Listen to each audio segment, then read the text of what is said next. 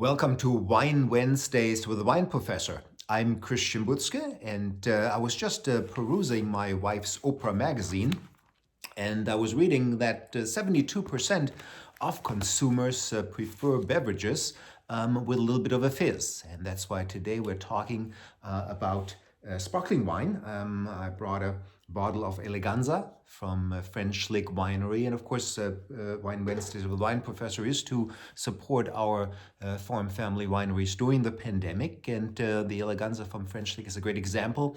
French Lick makes other extraordinary sparkling wines as well. Cheers, French Tickle, their Moscato, they're all great and something you should really try when you visit. You can take wine flights there, so you can taste different wines. They make over 30 other wines there as well. So it's really cool to taste and then decide what to take home. But a glass of sparkling wine is always something really special, both from the winemaker's perspective as well as when you actually drink it. So you see the bubbles rising here slowly in this tall glass. You see a little bit of condensation on the glass. So the sparkling wine is served really cold. That keeps a lot of the gas in the wine and releases it slowly. And eventually when you take a sip, beautiful green apple, pear, citrus fruit, tropical fruits, pineapple here on the tongue. But more importantly, the carbon dioxide, the gas is released on your tongue as you sip it, and that creates this really refreshing sensation. How does the winemaker do this? Well, you start with a regular wine, you ferment it to dryness, as we say, have the yeast eat up all the sugar that comes from the grapes, and then you add some more sugar.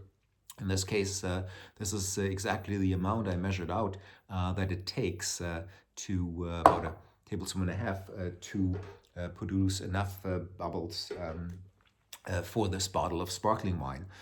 This wine is also slightly sweet, so you have this nice balance of the bubbles, the carbonation, the acid that comes from the grapes, and a little bit of sweetness as well. The grapes used in this particular wine are from a variety called Cayuga White. That's a cross between American and European grapes. It grows really well here in Indiana. Actually, this bottle is from Martin County. That's where the Heavens View vineyard is located that French Lick uses to produce these wonderful, both sparkling wines as well as still wines as well. So a really neat variety, well suited for grape growing here in Indiana. So really beautiful, beautiful fruit here, very complex to taste, very enjoyable. Again, that perfect balance. Not too sweet, not too dry, just extraordinarily refreshing. Now, if you look at the giant bottle here behind me, that's called a Balthazar. That's a bottle of champagne.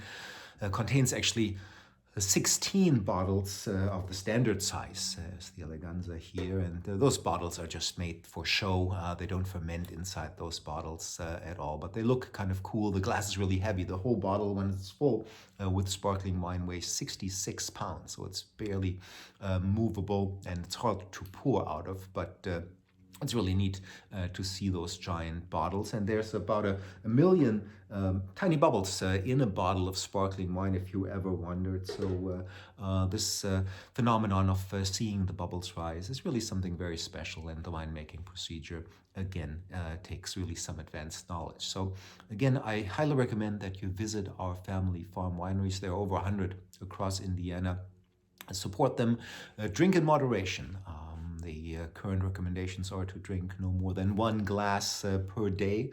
That doesn't sound like very much, but again, if you sample a little bit and you have a glass of wine a day, that really is quite appropriate and a nice way to live during the pandemic. So with this, I wish you all the best. Stay safe. Your friends here at Purdue wish you well. Cheers and all the best. Boiler up. Truly, truly delicious.